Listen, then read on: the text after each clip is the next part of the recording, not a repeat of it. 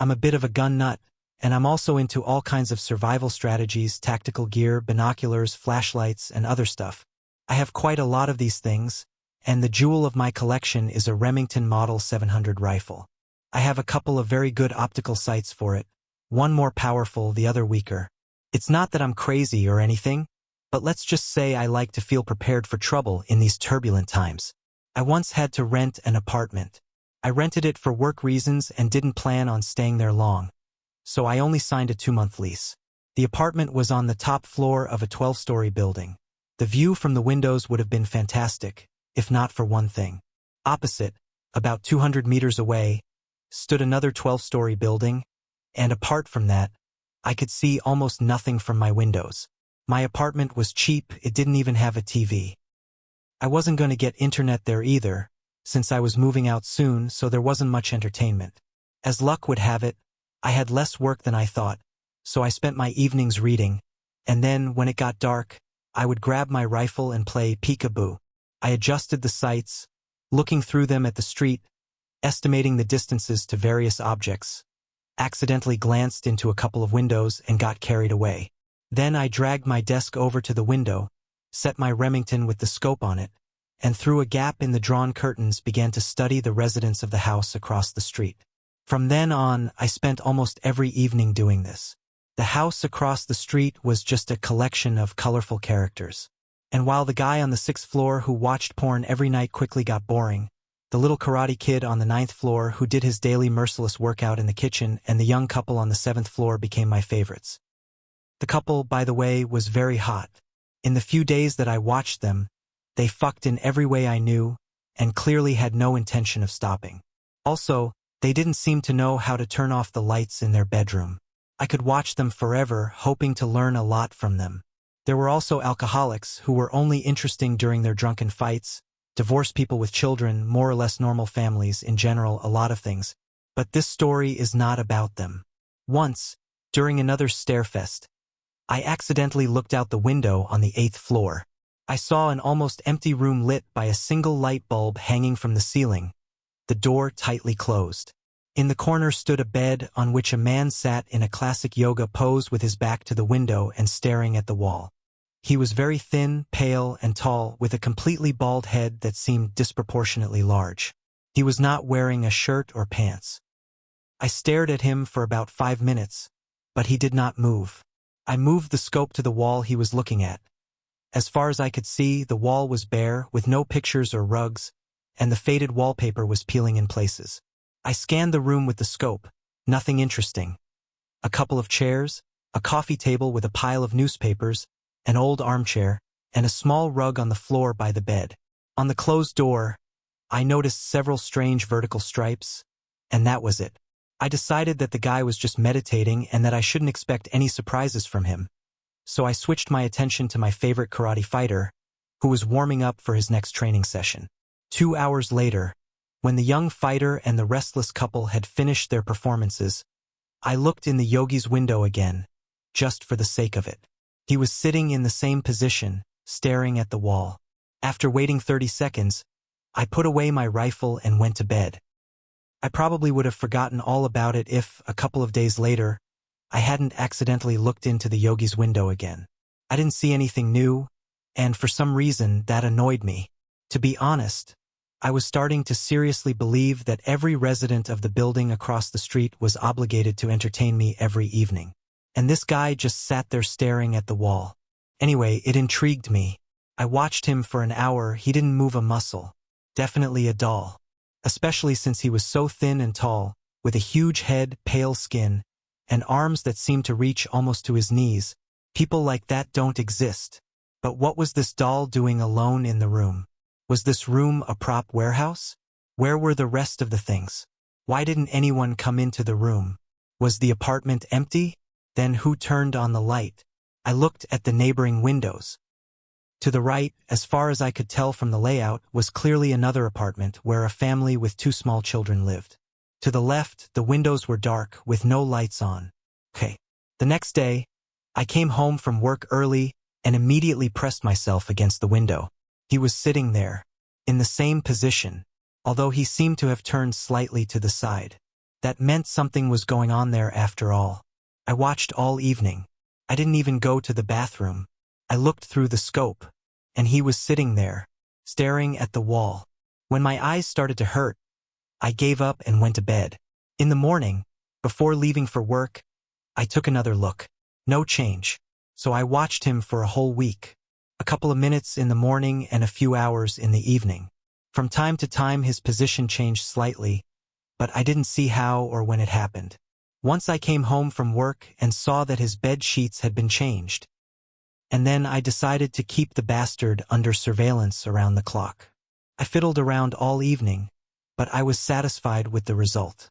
I aimed the rifle on a tripod at the window and attached a video camera lens to the viewfinder with a tripod. The video was recorded directly to my laptop's hard drive, so I would be able to see what happened during the few hours I was at work.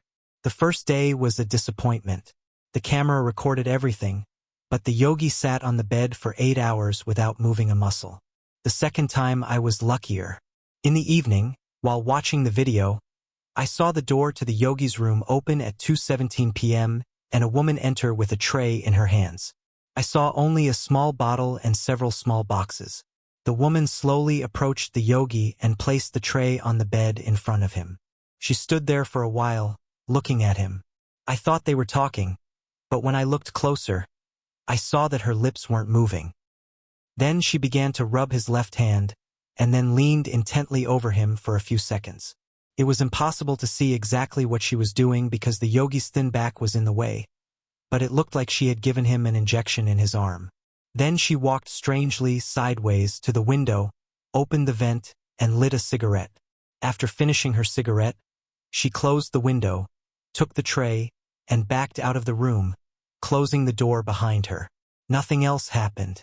I looked away from the monitor and glanced at the viewfinder. The room was exactly as it had been in the last frames of the recording. If it weren't for the camera, I would never have known that someone had been there. I watched the video again. There was something strange about it, even frightening, although it seemed clear enough. A pale, skinny guy, probably mentally disabled or something, was sitting on the bed. His caregiver came in, gave him an injection, smoked a cigarette, and left. I watched the video again. Unable to come to any conclusions, I checked the viewfinder again and went to bed. Over the next week, using my surveillance system, I established that a woman with a tray enters the room every 2 days, at around 2 to 3 p.m. She gives him an injection, smokes a cigarette, and leaves. It seems that nothing else happens in the room. Nevertheless, all this was becoming an obsession. First, I never saw anyone change his sheets. Second, I thought I understood what was strange about the woman's behavior. I saw her come into his room 3 times, and she never turned her back on him for a second. I watched him for several weeks. During that time, his sheets were changed again, but I didn't see it. I don't know how it happened, unless it was at night while I was asleep. I also found out that a couple of times a week, the woman from his apartment would leave for 30 to 40 minutes. I saw her leave the building and come back with a couple of bags. Several times I was able to follow her. She went to the nearest grocery store and stopped at a pharmacy on her way back. I tried to find out what she was buying at the pharmacy, but she took the receipt with her, and I didn't dare ask the pharmacist. Every other day, the woman would go into his room, give him an injection, smoke a cigarette, and leave. She never took her eyes off him for a second. I thought a lot about the marks on the door and the peeling wallpaper. The marks on the door were peeling paint. And it was the same thing that had peeled the wallpaper off the walls, the nails on his hands. I had no reason to think that was the case, but I couldn't find any other explanation. He started to scare me. I watched him through the peephole, staring at the back of his head for hours, while he just sat on his bed in the corner. I knew I had to do something, but I couldn't think of what. Call the police? And what would I tell them? They'd come, ring the doorbell, no one would answer, and then what? In the end, I decided on the most idiotic thing I've ever done in my life. I prepared well. I took a couple of my best knives, a traumatic revolver, a mask to hide my face in case of trouble, lockpicks, a flashlight, firecrackers to distract attention, and a smoke grenade. I stuffed everything into my pockets, trying not to look suspicious or make any noise with every step. then went out into the street, sat down on a bench near the entrance, and waited. The funny thing was that as I sat there on the bench, I had no idea what I was going to do. After about 40 minutes, I saw the woman from that apartment leave the building and walk along her usual route toward the store. I definitely had half an hour. I got up and went into the building she had come out of. I went up to the 8th floor. The door to the hall was unlocked, and I opened it. I found myself in the middle of a dimly lit corridor, one end of which was incredibly cluttered. Along the walls were metal bed frames, a bicycle without wheels, skis, sleds, some dusty boxes, and a wheelchair. Figuring that the door to the apartment I was interested in was at the cluttered end of the hallway, I held my breath and moved toward it. There it was, the brown-covered door, apartment number 41. I stopped a couple of meters from the door, trying to collect my thoughts. I was shaking violently. I just stood there, staring blankly at the door and then at the wheelchair. At some point, I suddenly realized that I could hear something else besides my own heavy breathing. I held my breath and listened. Schwark, schwark. The sound was coming from behind the door of apartment 41 and was clearly getting closer. Before I realized what it was, the sound stopped. A tense silence fell. The thoughts in my head moved slowly. I realized that I had heard his shuffling footsteps. He had come to the door and was now standing behind it. Fuck! He's looking at me through the peephole. At that moment, the doorknob began to turn rapidly. I, as you say here, shit bricks and ran away as fast as I could. I don't remember how I got down from the 8th floor, but I can say one thing, it was very fast.